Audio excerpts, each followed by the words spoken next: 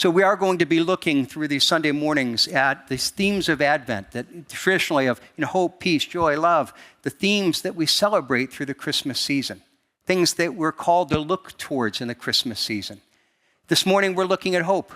And even when I think about hope, I'm reminded of what to me is one of my favorite Christmas songs. I love Holy Night.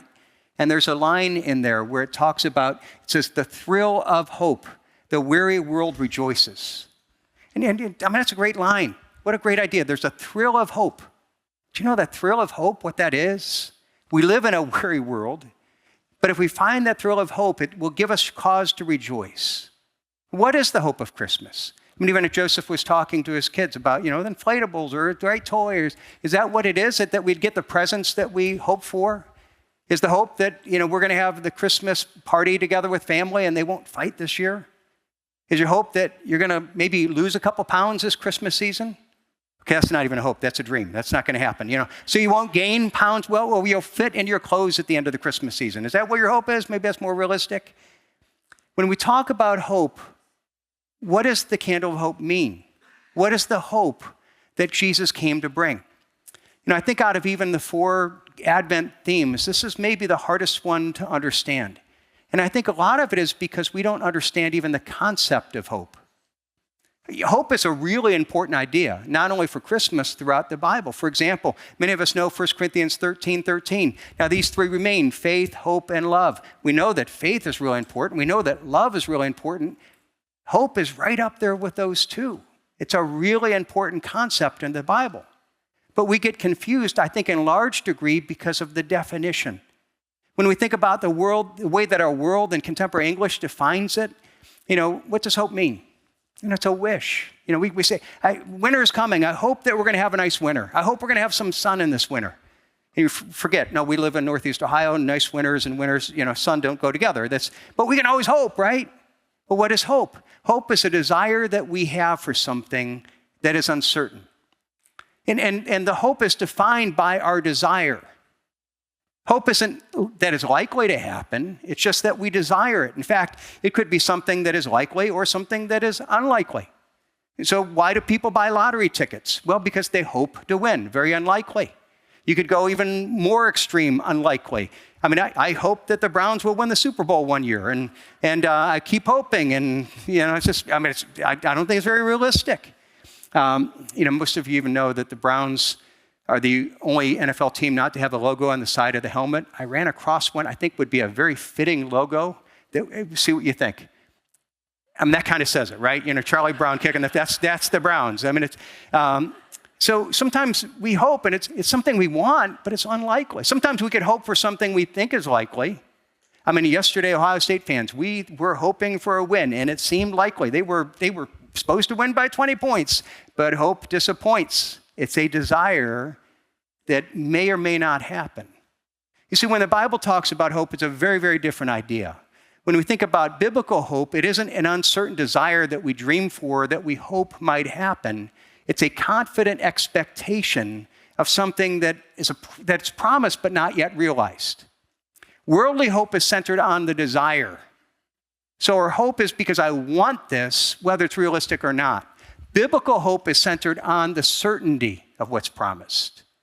And so we know it's going to happen, and then the Bible calls us to fix our hope, to literally make our desire something that we know is going to happen. So the biblical definition of the concept of hope, it's a confident expectation of a certain promise, something that is promised that is certain to happen, but yet we've not yet realized. See, it's not something that's uncertain in any way. It's something that is certain, but we don't have it. We're still waiting for it. And in fact, there's a great passage in Romans chapter 8 that defines hope this way. Look what it says. So now hope that is seen is not hope at all, for who hopes for what he sees? But if we hope for what we do not see, we wait for it with patience. When it talks about sees, it's almost having. It's a hope that is realized. If we have it, we're not hoping. Why do you have to hope for something that you already have? But we hope for things that we don't yet have, but that we know is going to come with patience. So think of it this way. Hope is like a bride planning for her wedding day. Looking forward to a wonderful celebration. It's not like, well, I'm planning it. I'm not engaged, but I'm just hoping that somebody's going to come on that day. No, you're engaged. You have it planned. There's a certainty. It's a confident expectation of a future blessing that is real. Or it's a woman who is pregnant. My daughter Tiffany is about 5 months pregnant, and a pregnancy is beginning to show. And so if someone were to come up to her and say, oh, you're pregnant, and what are you going to have? Wouldn't it be a strange answer if she comes back and says, well, I hope it's a baby, but I'm not quite sure. We've got to wait until the delivery date to see what's going to come out. It's just, I'd be like, no, it's a baby. There's a hope. There's not a wish that we're uncertain of. It's a confident expectation of something that you know. And because she has that hope, she's eating differently. She's preparing the room. She's doing all these things in preparation. That's what biblical hope is. Now, when we understand that, how does that play into Christmas, the hope of Christmas that Jesus Christ came to bring? So in the people of Jesus' day, they were promised a Messiah. And God had said, this is going to happen. God said he would come. It was certain. But until he came, it was a hope that wasn't yet realized. Well, now he's come. So what do? Well, we not only look at what was promised then, but one of the things we're going to see throughout the series is what God did then is a symbol of what he still does now. And so we're looking at that, and it's telling us not only how God worked then, but that God still gives us promises. And sometimes we don't fully realize that promise, but we can have confidence in him that he would fulfill it, even if we don't have it in hand now. Ultimately, what is the ultimate promise? It's not only that Jesus came the one time and fulfilled that prophecy, he's going to come again.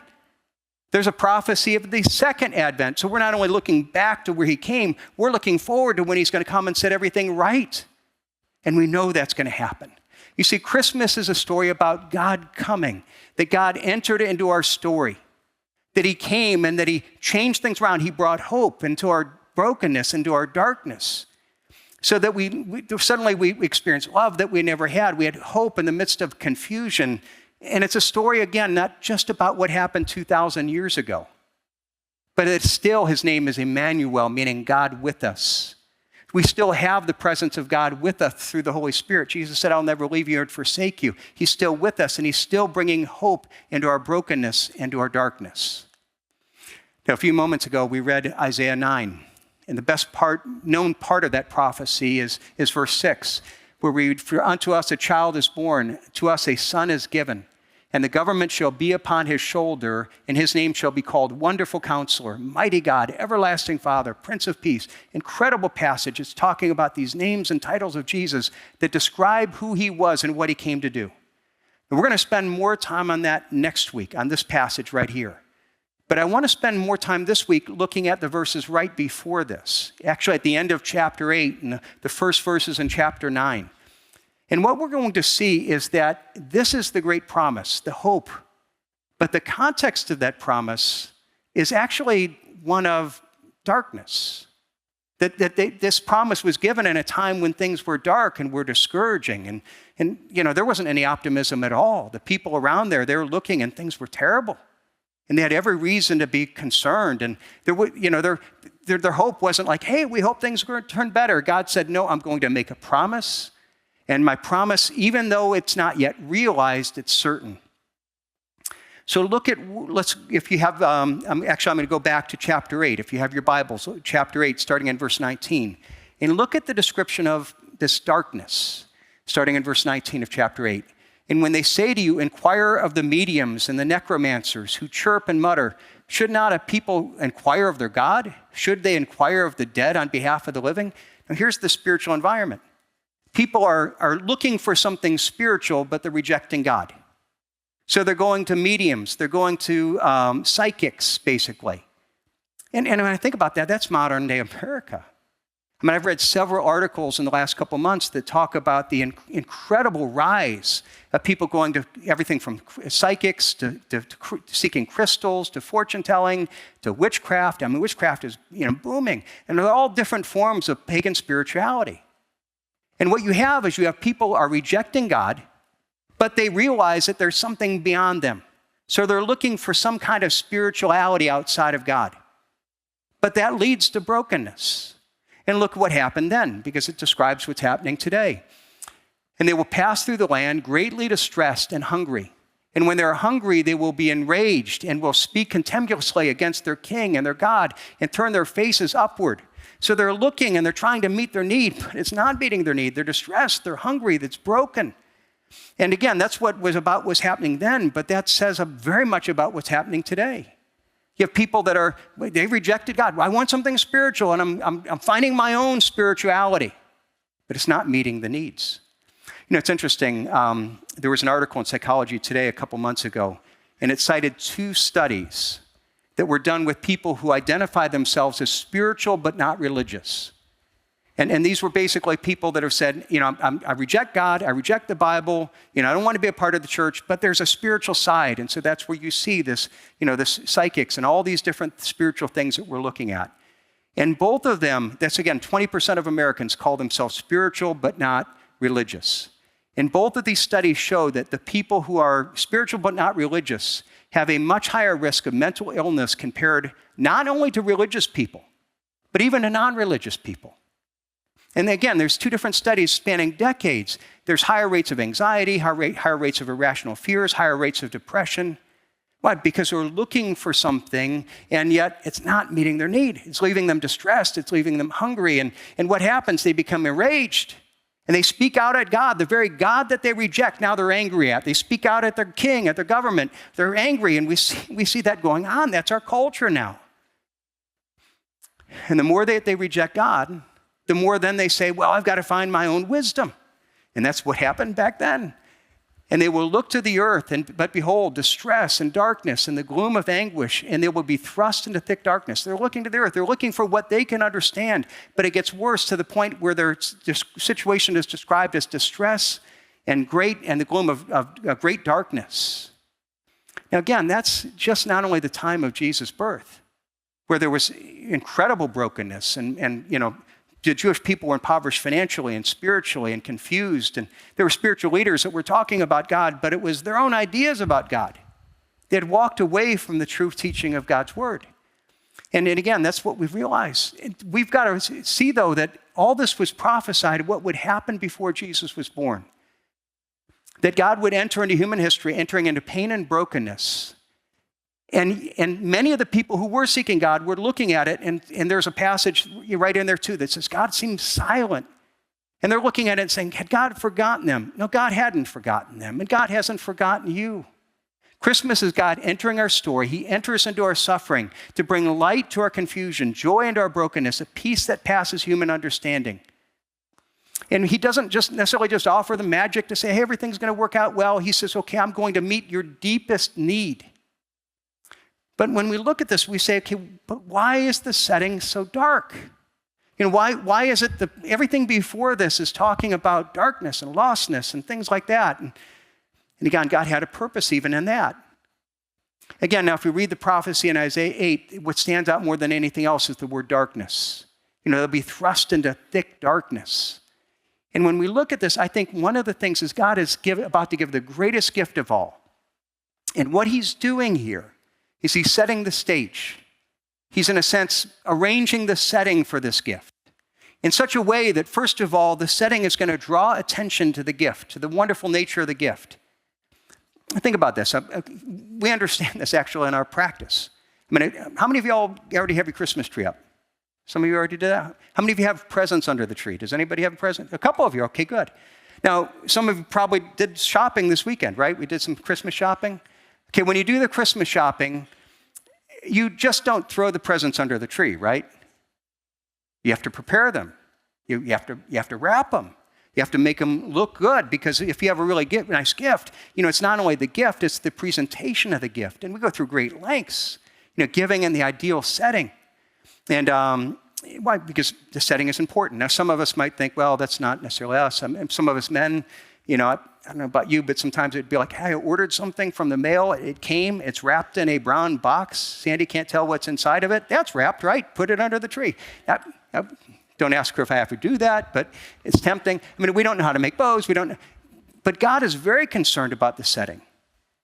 And you look at the setting, you say, well, this is beautiful, but it's described here of darkness. Why would God do that? Well, what we need to realize is that what God does is he says, okay, I'm going to give this gift of light. And what you need to realize is that light shines most brightly against deep darkness.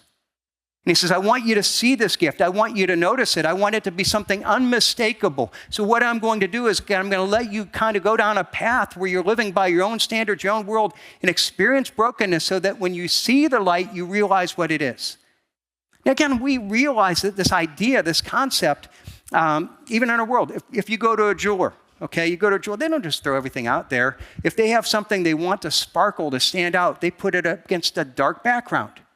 And it's when they put against a dark background, the light shines, it pops. And, the darker the background, the brighter the light. God's message to us was, okay, you've rejected me, and in your sin, things are getting worse and worse. But God allowed this to happen because God's trying to show us that our sin isn't freedom. But in our sin, we're being lost. We're being broken. It's actually, the Bible talks about sin actually becomes we're slaves to sin. Look what it talks about in Romans.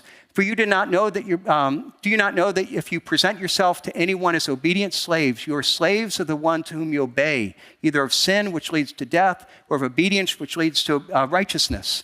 And here's what happened is that we get literally enslaved to it. We get controlled. So that more and more we sin. We're doing things that we know are actually doing destruction, that aren't bringing happiness, but we don't know how to get out of it. And I love what it says in Romans 5 then. For while we were still weak at the right time, Christ died for the ungodly. While we were weak, that's the right time. While we were helpless, that's the right time. And so often, if we don't realize that we're weak, if we don't think we're helpless, if we don't realize the need. And so God often will bring us to the point of weakness. I mean, some of us maybe came to faith, later in life, and we're at times saying, man, I wish I came to faith earlier. I wish I saved myself from all these mistakes and the headaches that came with them. But many of us can look back and we can say, now in perspective, you know what? It was at the right time. My heart was dark. I'd experienced brokenness. My happiness turned to sorrow, my anger to frustration. And God, you came at the right time. It wasn't until things were dark that I could see the light.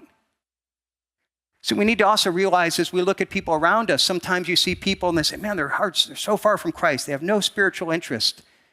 It's oftentimes the hardest heart that God is prepared to break.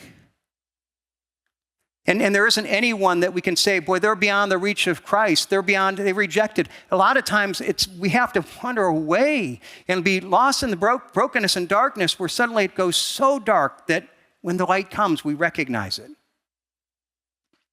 And I think that's true not only of individuals, it's true of as a culture as well.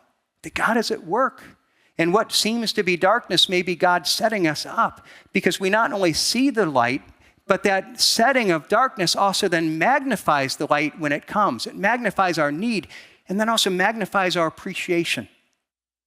Right? Because some of us, again, we knew what it was like to live without Christ. And suddenly it's like, man, things have changed. And we realize, man, I used to be filled with hatred. Now I have love. Boy, I used to be filled with, my desires. And now I can live differently. I used to be filled with anger, but I have peace. And God wants us to appreciate the gift.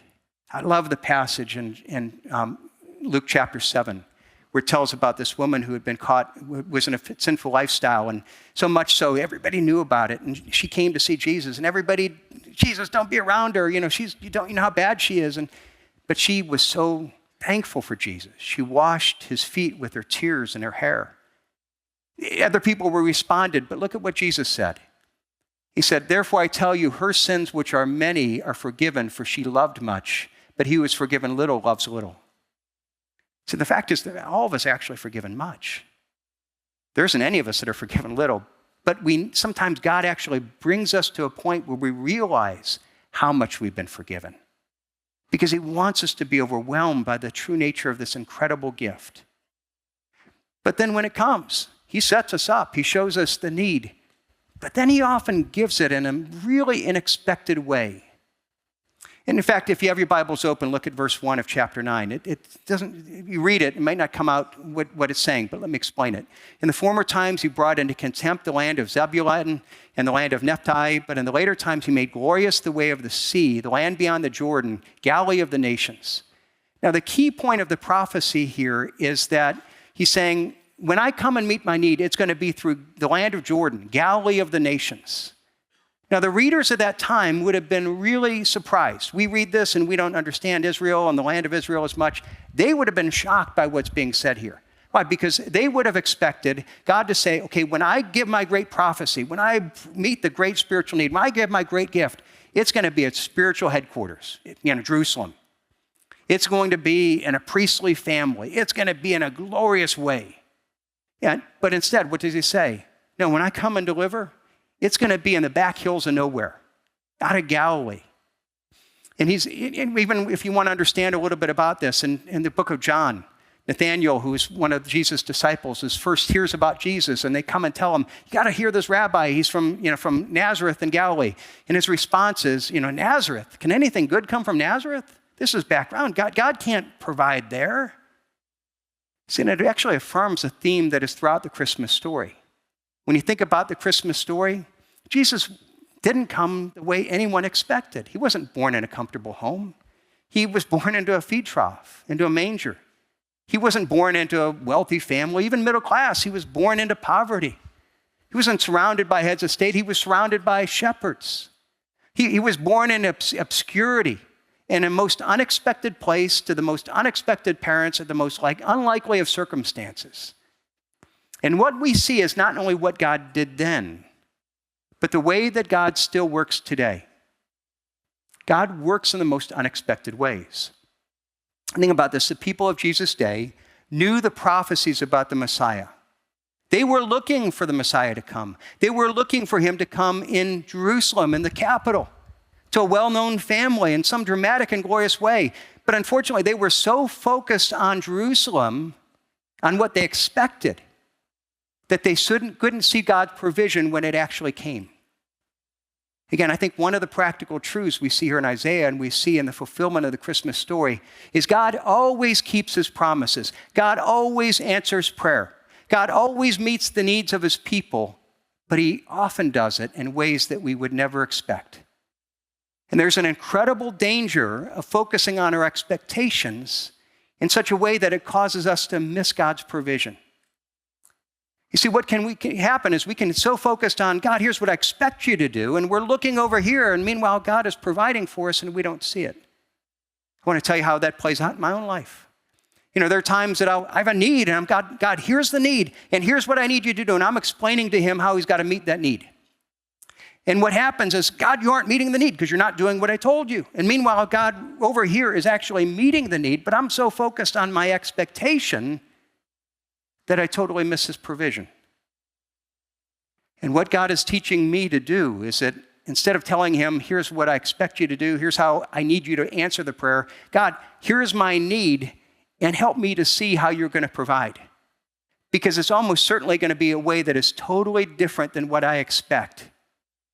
It's not only true personally, it's true in the big picture in the world. It's easy to get discouraged by what's happening in the world and say, man, things are happening. I want to tell you, I believe God is working in our world. But if you look at Washington, if you look at the capitals, if you look at the big stories that our press pays attention to, it's going to look all bad. You know where God's working? He's working in Nazareth. He's working in Bethlehem. He's working in small ways, in ways that the world doesn't see. Just like in this baby born in Bethlehem, that was going to change the world. See, in my own life, I don't want to be so focused on Jerusalem and what I expect that I miss Jesus' arrival in Bethlehem. And we need to ask God to help us to see what he is doing, to help us to appreciate where he's working, to help us to see the unexpected and unlikely ways that he's working to meet our needs. Now, we're going to wrap up in a couple minutes and but I want to just quickly go through a couple of the verses that we had there in Isaiah chapter 9. And this leading up to verse 6. Because they talk about not only the promise, the hope and everything, but what that hope begins to look at. We'll look at more this next week. But it's a hope of light. Again, what was the theme? Darkness. That's the setting. And what is the hope? Look at verse 2. The people who walked in darkness have seen a great light. Those who have dwelt in a land of deep darkness, on them a light has shone. For people lost in the darkness, Jesus brings the hope of a great light that reveals the way. We're trying to figure out things in our own way. And again, what we see is the more I'm spiritual, it's my own ideas about God, and it leads to darkness, it leads to brokenness, it leads to all kinds of things. And here God says, no, I'm giving a light that will give direction, a light that will reveal the way, a light that will bring healing to brokenness. Not only does he bring light to those lost in darkness, but when we follow that light, he gives us the hope of transcendent joy, joy that doesn't depend on circumstances. Look at verse 3. You have multiplied the nation. You have increased its joy. They rejoice before you as with joy at the harvest, as they're glad when you divide the spoil. Now, we're going to talk about more joy the Sunday before Christmas. But let me just briefly mention this joy of transcendent hope. So when you think about biblical joy, the idea of biblical joy, when the world thinks of joy, they think of happiness, circumstance-driven. Happiness is, if I got the ideal circumstances, everything's going right, if I get what I want, then I'm happy. But what joy is, biblical joy, is something that transcends circumstances. And what you see is the context here is still darkness. God didn't get rid of the Romans. He didn't get rid of all the problems that were in the world. He said, okay, Jesus Christ came into the world, and into that dark setting, he brought light that brought hope into the darkness, that transcended the darkness. See, I realize there are many here today that this Christmas season is going to bring pain and difficulty. It will be hard in some ways. There are some that you've lost a loved one this year, and this will be the first Christmas season without them. You don't know what it's going to be like without them. There are some that you're in the middle of conflict, and you're not sure your marriage is going to hold together, or maybe in the past year it's fallen apart. You're experiencing a new level of loneliness. You've lost your job, and you're worried about paying the bills, let alone buying presents. And maybe you have a health crisis, and part of your Christmas joy. Well, how do you find joy when chemo is part of Christmas? But here's what I want you to realize. That's not biblical joy. That's happiness. That's circumstance. And we're going to see is that God says, okay, into the midst of the darkness, Jesus Christ comes and he brings a joy that is able to transcend the circumstances. A joy that, what does it say? It's a peace that passes understanding that Paul talks about in Philippians. It doesn't change the background necessarily. Often the background still has darkness, but there's a light that comes into the darkness that helps us to discover meaning and joy and significance in spite of sometimes difficult circumstances. See, and ultimately, it's not only joy that trans circumstances, but it's a liberation from bondage. That's a freedom to pursue the blessed life. Look again what he says in if you have your Bibles, verse 4. For the yoke of his burden and the staff of his shoulder and the rod of the oppressor you have broken on the day of Midian. It's speaking about slavery and our sin, and we're slave. And I mean, sometimes I'll hear people talk about, as a Christian, well, you can't do this, you can't do this, you can't do. Almost seeing Christianity as a set of rules you can't do. And I look at people who live lives and I say, I have the freedom to not do I look at your life and you say, man, you're sleeping around, you're doing this, you're breaking these rules, and it's bringing brokenness. Things that you say and bringing freedom are harming your life. And I'm free not to do that. That's what the freedom that comes with Jesus Christ. To recognize that when I'm my own God, I'm actually become enslaved to the things that I think that are giving me joy. They're actually bringing me brokenness.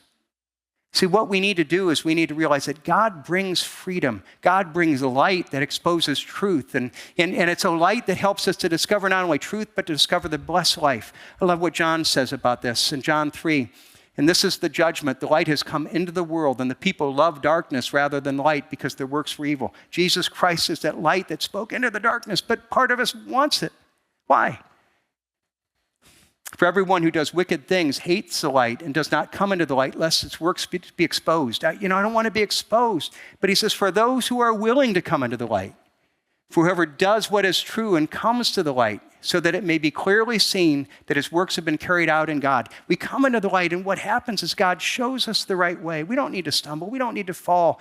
We need to come into the light, and we find freedom. But it's also terrifying, because it reveals the wrong decisions that I've made. It reveals my fault in creating the brokenness that I'm in. But God calls me to do that, not to condemn me, but to say, I want to expose that so that I can heal it, so that I can forgive you, so that I can lead you to the path of life. For he is the light of life, as it says in John 1:4. But to do this, it means that we have to ultimately believe in the hope of Christmas. Why? Simply this. You see, if I don't believe in the hope of Christmas and the promise of God, then what I'm going to do is I'm going to say, I think I have the better path of life. I'm going to do things what I want. I think it makes sense to me. If I believe in the hope of Christmas, I believe that Jesus Christ came and his promises, I may not always understand. To surrender him, it's hard to do. But I believe if I really follow him, ask for his grace and forgiveness, make him Lord of my life, if I really believe that when he says, if you do this, this is the blessed life, it's a promise that's not yet realized. But it's a promise that I'm going to act on because I know it's true. See, that's why faith and hope work together. Hope is saying, I believe God's promises are true, and therefore I act on it in faith, and I put my faith in Jesus Christ. I ask him to forgive me. I ask him to be the Lord of my life, and I want to follow him because that's the path of light and life. If you have a question about the message, Community Church, or Jesus Christ, send us a text to 330-400-3242. You can learn more about our events and community groups at ccpl.life/connect. There you can also send in a prayer request. We would love to pray for you. Have a blessed Lord's Day, and we'll see you on Sunday.